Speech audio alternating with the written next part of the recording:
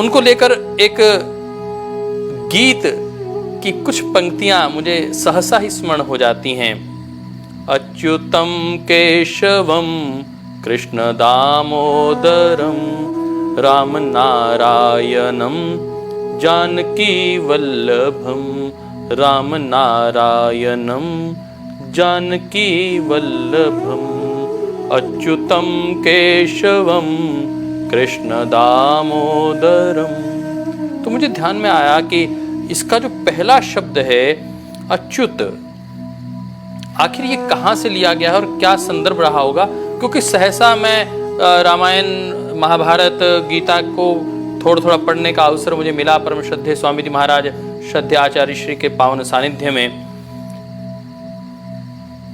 परंतु मुझे कहीं पर भी ये शब्द अच्युत शब्द स्मरण नहीं आता कि रामायण में या अन्य किसी संदर्भ में सुनाई दिया हो। हाँ, योगेश्वर भगवान कृष्ण के संबोधन में सर्वप्रथम यह शब्द जब आया तो मुझे इसने आकर्षित किया कि आखिर अच्युत का अर्थ क्या है। अच्युत वो जो कभी भी धर्म से ना गिरे, जो अपने देवत्व से कभी ना गिरे, उसका नाम अच्युत है। जो सात्विकता में सर्वोपरि रहा हो, जो कभी अपनी सात्विकता से ना गिरा हो, वह अच्युत। महर्षि देव दयानंद सत्यार्थ प्रकाश में जिस योगेश्वर भगवान कृष्ण को आप्त पुरुष कहते हैं और कहते हैं कि ज्ञान में विवेक में वो पूर्ण थे, वो जो आदर्शों के भी आदर्श थे, उस योगेश्वर भगवान कृष्ण को हम नमन करते हैं। योगेश्वर भगवान कृष्ण आज संपूर्ण विश्व में जिस विचार से पहचाने जाते हैं, उस विचार तत्व का नाम है श्रीमद् भगवत गीता। दोस्तों मित्रों, बहुत कुछ मैं इसको संदर्भ नहीं लेते हुए कहूंगा, 3 लोकों में जिसे कुछ भी करने के लिए शेष नहीं था, ऐसा बताते हैं उस गीता में। वह संदर्भ आता है कि मेरे लिए कुछ भी करना निर्धारित नहीं है, फिर भी मैं लोक कल्याण के लिए, मानव कल्याण के लिए मैं कार्य करता हूं। और वह श्लोक दूसरे अध्याय का वह 47वां श्लोक आज सर्वप्रचलित है।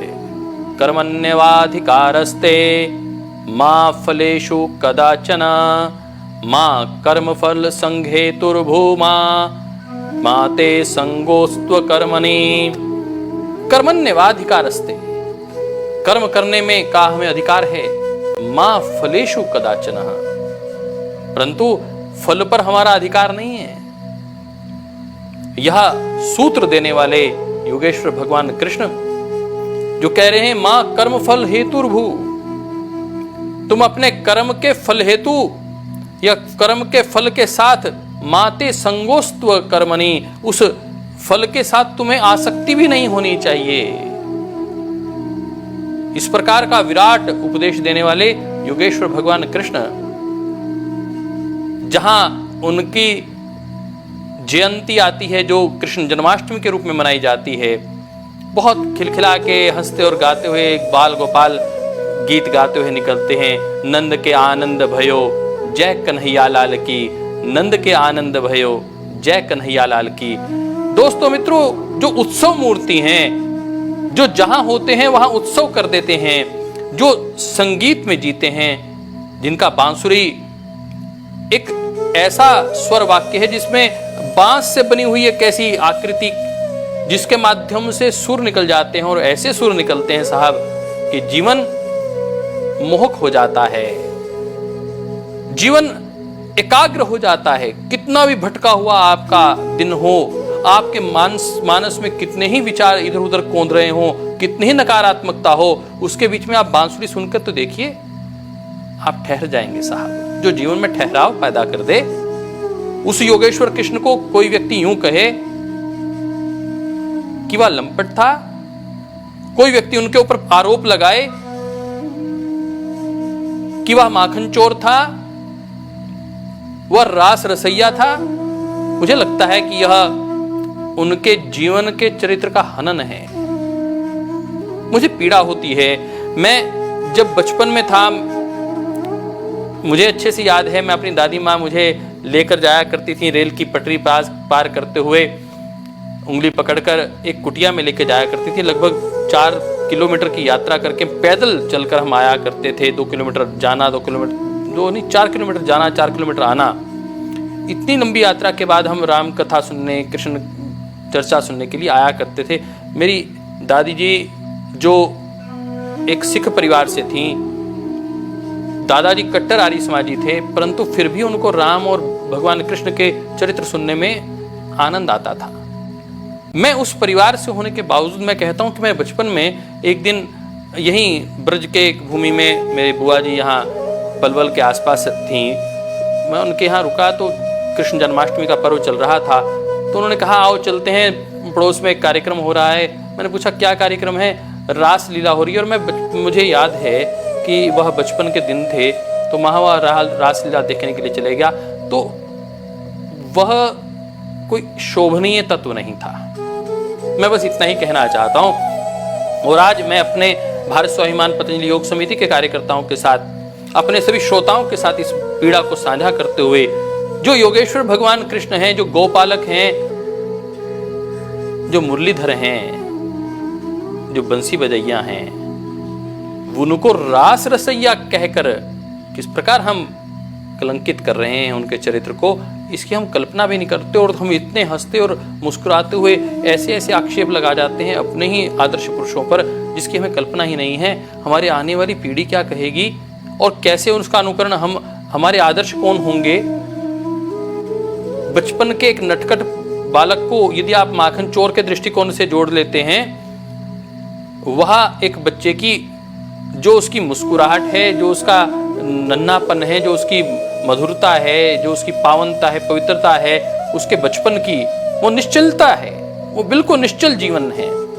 उसके बाद यदि आप कहें कि वो बच्चा थोड़ा सा बड़ा हो रहा है कि महिलाओं के कपड़े लेके चले जाता है, नहारी महिलाओं के कपड़े उठा के ले जाता है, यह आप लोग सुन सकते हो। मेरे कान तो इसको सुनने के लिए तैयार नहीं है। मैं चाहता हूं मेरे कान में शीशा डाल दिया जाए घोलकर, यदि मुझे ये सुनने को मिले। योगेश्वर भगवान कृष्ण, मटकी फोड़ प्रतियोगिता हो रही है, रासलीला हो रही है, उसकी रासलीला की प्रतियोगिताएं हो रही हैं, झांकियां निकाली जा रही हैं और अश्लील गीतों पर नचाया जा रहा है और कहा जा रहा है कि उनकी कितनी ही पत्नियां थीं, हर गोपाल के साथ उनका रास नचाया करते थे, वो अलग अलग भेष में हर गोपाल गोपी के साथ हो जाया करते थे। किस प्रकार की मानसिकता के साथ हम जीते हैं, किस प्रकार की सोच हम सोचने वाले भी और सोचकर समझने वाले भी लोगों के बीच में मैं कई बार अचरज महसूस करता हूं। मैंने इसके परिप्रेक्ष्य को जानने की कोशिश की, ये आखिर ये गलतियां हुई कहां से हैं, कहां से हमारे सनातन पुरातन विज्ञान परक जो जीवन शैली में कहां से इन तत्वों का प्रवेश हो गया। वो भारत जो वीरों का भारत है, विराट सोच के ज्ञानवान पुरुषों का भारत है, जो संतों का भारत है, जो ऋषियों महर्षियों का भारत है, जो त्यागी और तपस्वियों का भारत है, जिसमें त्यागी और तपस्वी को आदर्श माना जाता है, वहां एक किस प्रकार का चरित्र योगेश्वर भगवान कृष्ण का प्रस्तुत किया, जो तपस्या में, त्याग में सर्वोपरि है।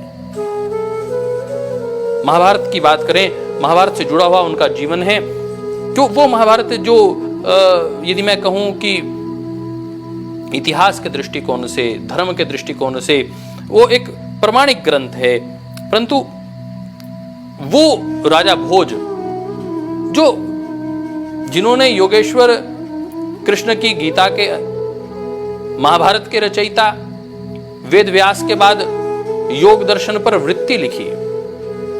देखिए, योग दर्शन पर भाष्य लिखने का काम स्वामी महर्षि वेदव्यास ने किया।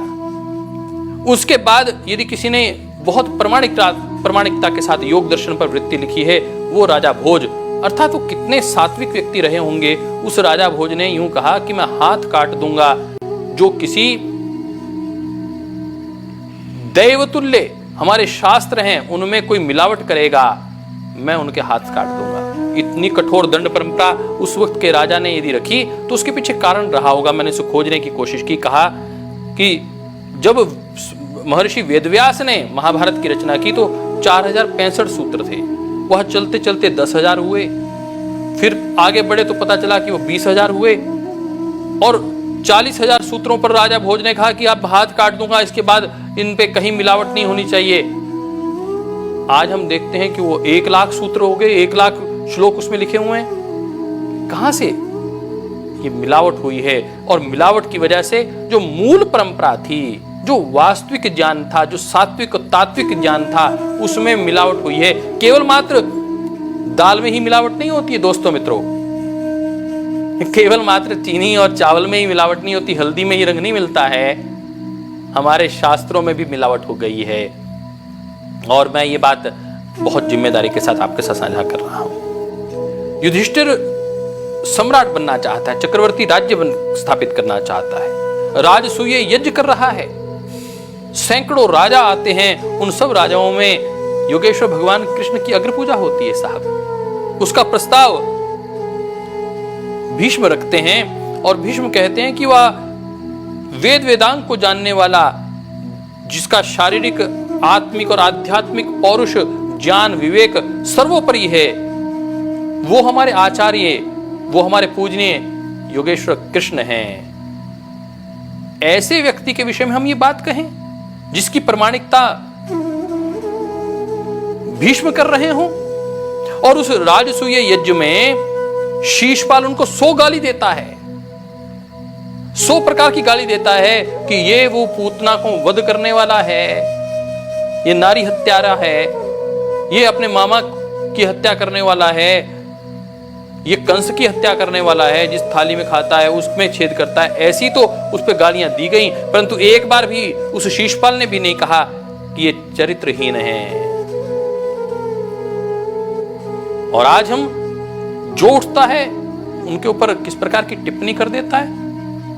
आज हम सब परिवार के लोग, भारतीय सभ्यता संस्कृति को मानने वाले लोग, योगेश्वर भगवान कृष्ण के भक्त इस कलंक को हटाना चाहते हैं। इस प्रकार की मानसिकता, इस प्रकार के वचनों से हम दूर हटना चाहते हैं। वह योगेश्वर भगवान कृष्ण जो पूर्ण जितेंद्रिय थे, जो अच्युत थे, वह अपने एक पुत्र के लिए, कहा जाता है उस वक्त जितेंद्रियता की परिभाषा थी कि जितने पुत्र चाहिए उतनी बार ही पत्नी के का जो सामीप्य प्राप्त करे वही जितेंद्रिय है। कहते हैं योगेश्वर भगवान कृष्ण ने अपनी धर्मपत्नी रुक्मणी के साथ इस हिमालय के पावन तट पर, हिमालय की इन पावन कंदराओं में, गुफाओं में, मां मंदाकिनी, मां गंगा के पावन तीरे बैठकर 12 वर्ष तक घनघोर तपस्या की, और उसके बाद अपनी पत्नी के साथ जीवन में मिले और एक पुत्र को पैदा किया जिसका नाम प्रद्युम्न है। वह जो ब्रह्मचर्य को जीवन जीने वाला व्यक्तित्व, एक पुत्र की प्राप्ति के लिए जो इतना कठोर तप करने वाला व्यक्ति हो, उस पर हम इस प्रकार का लांछन लगाएं, मुझे लगता है कि शोभायमान नहीं है। भारत को अपनी संस्कृति को, अपने आदर्श पुरुषों की, उनकी मर्यादा, उनके जीवन की रक्षा करने का भी संकल्प लेना चाहिए, और आप सब कार्यकर्ताओं को ये कार्य करना है। इस प्रकार के भ्रांतियों से मुक्त होना है। योगेश्वर भगवान कृष्ण, जिन्होंने योग के अनेक अन्य गहन से गहन जो तत्व हैं उनको भगवत गीता के माध्यम से हमारे जीवन के सामने रख दिया। मैं यदि यूं कहूं कि पूरे विश्व में आज यदि साइकेट्रिस्ट, जो लोग मनोवैज्ञानिक अपने आप को मानते हैं, उन मनोवैज्ञानिकों के भी यदि कोई तात्विक गुरु हैं तो योगेश्वर भगवान कृष्ण हैं। आज भी मैं आपसे कहना चाहता हूं, यदि योगेश्वर कृष्ण के विचारों को और उनके व्यक्तित्व को समझना हो तो आप भगवत गीता को पढ़ सकते हैं। 18 अध्याय हैं, और उन 18 अध्यायों की यदि बात करें तो विषाद योग से चलकर सांख्य योग, कर्म योग, कर्म ज्ञान कर्म संन्यास योग, कर्म संन्यास योग, आत्म संन्यास योग, आत्म संयम योग, ज्ञान विज्ञान योग, अक्षर ब्रह्म योग और राज विद्या राजभूया योग, ये किस प्रकार के कितने गहन चिंतन के साथ योगेश्वर भगवान कृष्ण ने इन 18 अध्यायों के माध्यम से गीता का हमारे जीवन में किस प्रकार से अवतरण कर दिया है, और किस प्रकार वो एक एक पल, एक एक क्षण हमारे जीवन में हमें मार्गदर्शन देने का कार्य करती है गीता। ये हम सबको समझना चाहिए। कोई भी आपके जीवन में विषाद हो, किसी प्रकार का अवसाद हो साहब, मुझे लगता है कि आपको, और ऐसा कोई व्यक्ति नहीं है साहब जीवन में, कोई व्यक्ति एक व्यक्ति ऐसा नहीं है जो जीवन में यूं कहे कि उसके जीवन में कोई कष्ट, कोई तनाव, कोई स्ट्रेस नहीं है। और यदि है तो उसका सूत्र, उसका समाधान योगेश्वर भगवान कृष्ण एकेश्वरवाद, कर्म योग, ज्ञान योग और भक्ति योग की इस अद्भुत संरचना, जिसको उपनिषद के दृष्टिकोण से यदि मैं मानता जाऊं और प्रस्थान त्रयी में जिसका एक विशद स्थान है, यदि आप किसी स्थान पर किम कर्तव्य विमूढ़ हो जाएं कि क्या करूं क्या ना करूं, कभी आपके जीवन में ड्युअलिटी आ जाए, डायलेमा आ जाए कि मुझे क्या करना है, किस रास्ते पे चलना है, तो एक बार इस गीता को उठाकर देख लेना। मरते हुए गीता पढ़ाई जाती है, मैं कहना चाहता हूं पैदा होते हुए गीता पढ़ाना शुरू करिए, जीवन बदल जाएगा।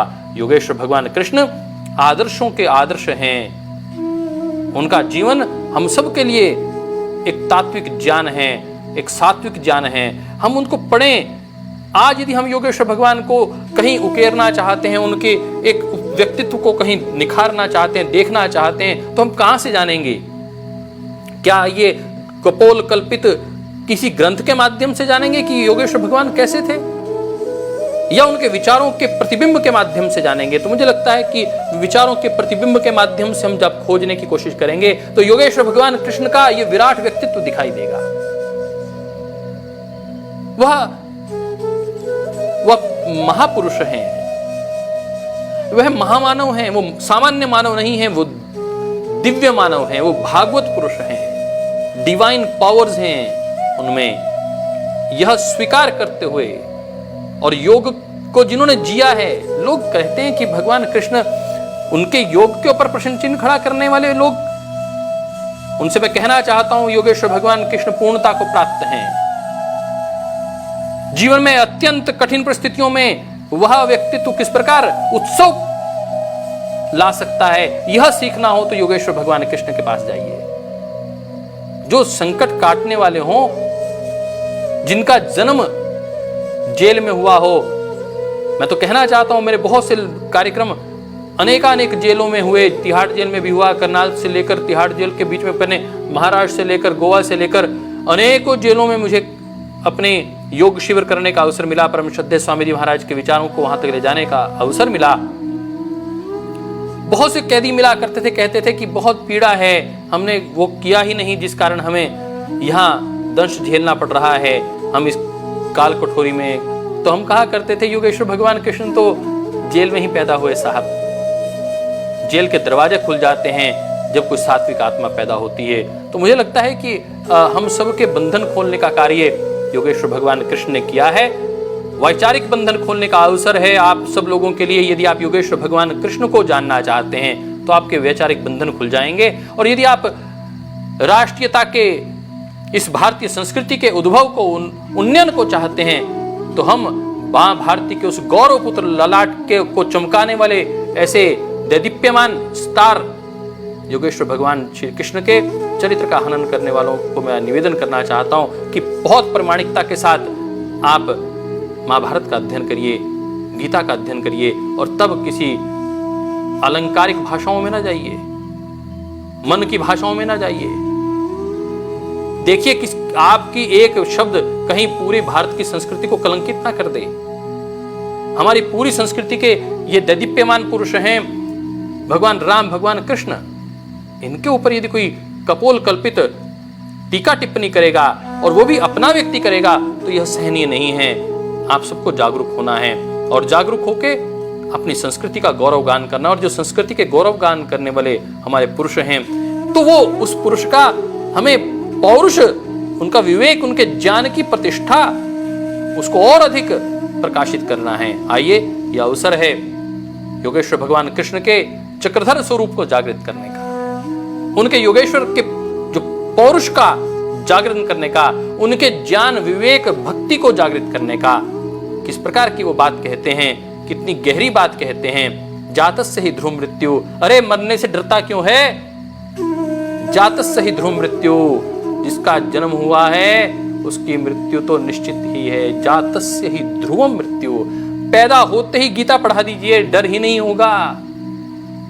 पंडित राम प्रसाद बिस्मिल दंड लगा रहा है, कह रहा है कि योगेश्वर भगवान कृष्ण की, महर्षि दयानंद की सत्यार्थ प्रकाश पढ़ी है। उस सत्यार्थ प्रकाश में जिस सबसे ज्यादा आप्त पुरुष की चर्चा है वो योगेश्वर कृष्ण है। और वो योगेश्वर कृष्ण कह रहे हैं, जातस्य ही ध्रुव मृत्यु, तेरा जन्म हुआ है, मृत्यु तो होगी, परंतु एक एफिडेविट और साथ में दे रहे हैं, ध्रुवम जन्म मृतस्य चह, जिसकी मृत्यु हुई है उसका जन्म भी अवश्य होगा, इसलिए घबराने की आवश्यकता नहीं, ये तो केवल मात्र कपड़े बदलने के लिए जाना है। यह पता चल गया तो मृत्यु का भय समाप्त हो जाएगा। वो व्यक्ति जो जीवन का, मृत्यु का भय समाप्त कर दे, जीवन का तत्व खोल के रख दे, जीवन की सात्विकता दिखा दे, जीवन के गूढ़ रहस्य खोल के रख दे, उस योगेश्वर भगवान कृष्ण के जीवन पर हम कोई आक्षेप करें, हमारी औकात क्या है साहब। आइए भगवान कृष्ण के इस सात्विकता और देवत्व प्रधान जीवन को हम नमन करें और उसको प्रकाशित करने का प्रयास करें। गोपालक भगवान कृष्ण को नमन करते हुए गौओं को उनके रक्षण और संरक्षण का हम दायित्व लें, और चक्रधारी भगवान कृष्ण का ध्यान करते हुए हमारे भीतर वो पौरुष जाग जाए। हमारे देश के लोग केवल नचैये ही ना हो, गवैये ही ना हो, आवश्यकता पड़े तो पौरुष के लिए चक्र धारण कर लें, और शत्रु यदि कहीं बहुत ज्यादा हट करने लग जाए तो अपना चक्र धारण कर लें और विदेशियों को इस राष्ट्र से निर्मूल कर दें। ऐसा चरित्र है योगेश्वर भगवान कृष्ण का।